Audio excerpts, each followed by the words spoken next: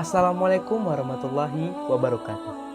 Perkenalkan, nama saya Emrahen Effendi dengan NIM 1101210483. Saya dari kelas TT 4507. Baiklah, saya di sini ingin mempresentasikan hasil dari diskusi saya yang berjudul Sumber-sumber Hukum Islam. Pendahuluan. Sumber hukum Islam merupakan suatu rujukan atau dasar yang utama dalam pengambilan hukum Islam. Sumber hukum Islam artinya sesuatu yang menjadi pokok dari ajaran Islam. Sumber hukum Islam bersifat dinamis, benar, dan mutlak serta tidak pernah mengalami kemandegan, fanaan, atau kehancuran. Adapun yang menjadi hukum Islam yaitu Al-Quran, hadis, dan ijtihad. Islam sangat mendukung umatnya untuk mempelajari ilmu pengetahuan, terutama yang bersumber dari sumber-sumber ajaran Islam yaitu Al-Quran, Sunnah, Ijma, Qiyas, dan juga ijtihad. Begitu sempurna dan lengkapnya sumber-sumber ajaran Islam.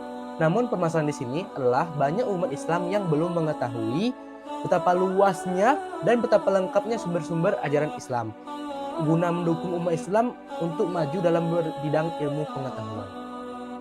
Jenis dan definisi sumber-sumber hukum Islam. Al-Quran.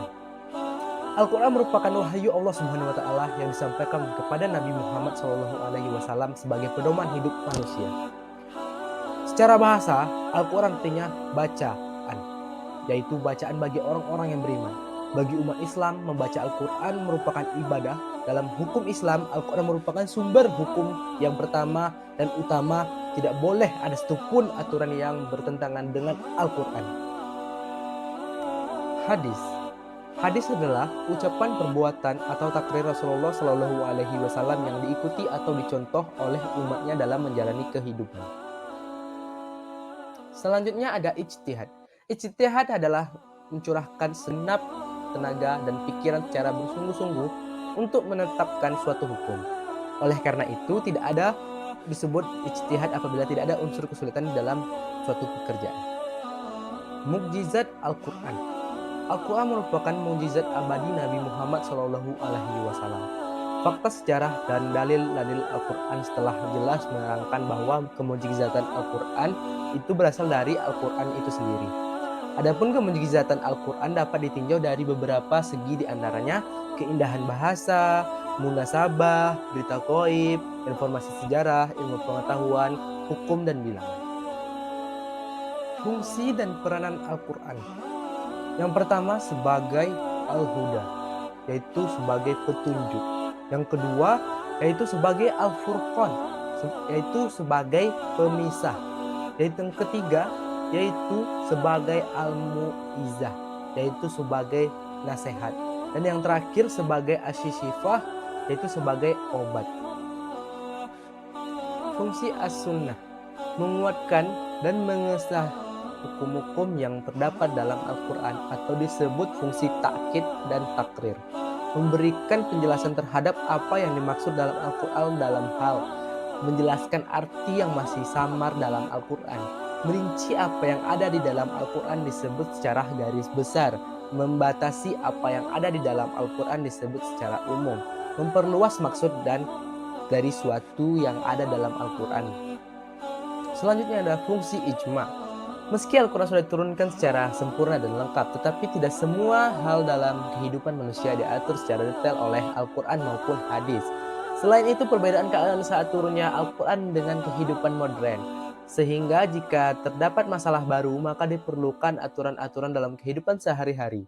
Jadi, saat itulah umat Islam memerlukan ijma sebagai sumber hukum yang ketiga setelah Al-Quran dan hadis. Fungsi yang terakhir yaitu fungsi qiyas. Fungsi al-qiyas dalam mengungkapkan hukum dari Al-Quran atau As-Sunnah. Semua peristiwa yang terjadi dalam kehidupan orang Islam pasti terdapat ketentuan hukumnya atau indikasi yang mengacu pada adanya ketentuan hukumnya. Jika ketentuan hukum itu disebutkan, maka haruslah dicari indikasi mengacu pada ketentuan hukum tersebut dan berijtihad. Ijtihad itu adalah al-qiyas. Pernyataan tersebut menegaskan bahwa fungsi al-qiyas itu sangat penting dalam mengungkapkan hukum dari dalilnya, Al-Quran atau As-Sunnah, guna menjawab tantangan peristiwa yang dihadapi kaum muslimin yang tidak secara tegas disebut dalam Al-Quran atau As-Sunnah. Kesimpulannya, dari pembahasan di atas maka dapat disimpulkan bahwa sumber ajaran Islam ada 3 macam, yaitu Al-Quran, hadis, dan ijtihad. Al-Quran sebagai sumber hukum Islam yang pertama, yaitu Al-Quran berisi tentang semua kehidupan yang ada di alam, perintah, akidah, kepercayaan, akhlak yang murni mengenai syariat dan hukum sebagai petunjuk umat Islam. Sedangkan hadis itu sebagai sumber ajaran Islam karena dalam dalil Al-Quran mengajar kita untuk mempercayai dan menerima apa yang telah disampaikan oleh Rasul untuk dijadikan sebagai pedoman hidup.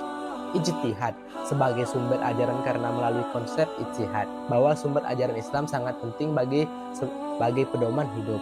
Untuk itu, kehendaknya apabila kita melenceng dari salah satu sumber ajaran tersebut, maka akan menjadikan hal yang fatal. Baiklah, sekian dari presentasi saya. Apabila ada kata-kata yang salah, saya mohon maaf yang sebesar-besarnya.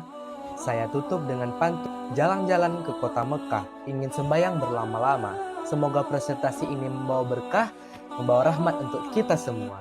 Wabillahi taufiq wa hidayah. Wassalamualaikum warahmatullahi wabarakatuh.